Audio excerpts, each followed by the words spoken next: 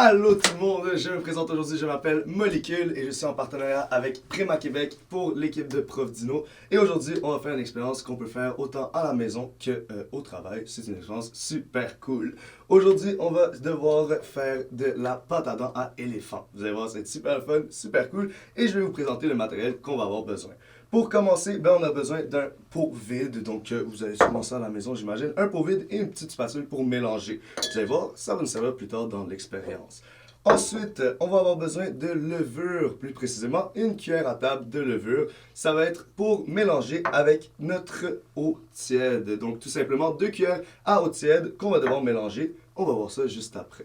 Dans un autre pot, on va avoir besoin de notre peroxyde qui est notre peroxyde à 3%. On peut en prendre à 6% pour des plus gros résultats, mais 3% fait l'affaire juste bien. Ensuite, on va avoir besoin de colorant, parce que de la couleur, c'est toujours mieux. On peut choisir la couleur qu'on veut. On est avec du bleu et du vert. On va voir ce que ça va faire. Et pour dernière étape, on va avoir besoin du savon à vaisselle. J'imagine que tout le monde en a à la maison. Parfait, donc commençons avec l'étape numéro 1. Étape numéro 1, super simple, on va avoir besoin de notre levure et de notre eau tiède.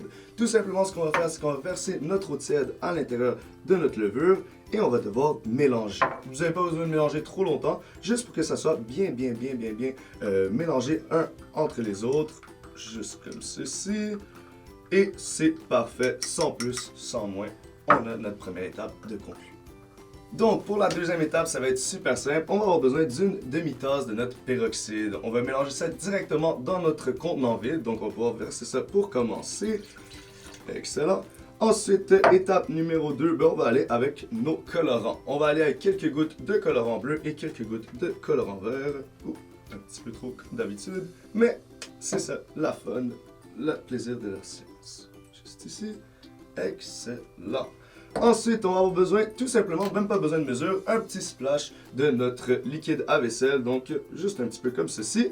Et notre étape 2 est faite. Pour la troisième étape et notre dernière étape, ça va être super simple. On va devoir mélanger nos produits. Et bien évidemment, le petit va aller dans le grand. Donc on va prendre notre levure, mélanger avec notre eau et d'un seul coup,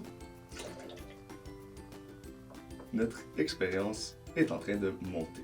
Faire très attention par exemple parce que ça va être très chaud, donc peut-être éloigner un peu les enfants et de préférence mettre une petite assiette en dessous pour pas faire trop de dégâts, mais ici les dégâts, ça se lave assez vite. Donc les amis, j'espère qu'à la maison, vous avez bien aimé l'expérience. Comme vous pouvez voir, nous, ça a déjà commencé à déborder. On va se faire le plaisir de ramasser ça dans un instant. Mais vous, à la maison, j'espère que vous avez tout autant de plaisir avec les adultes qu'avec les enfants. Et bien évidemment, faites attention à vous.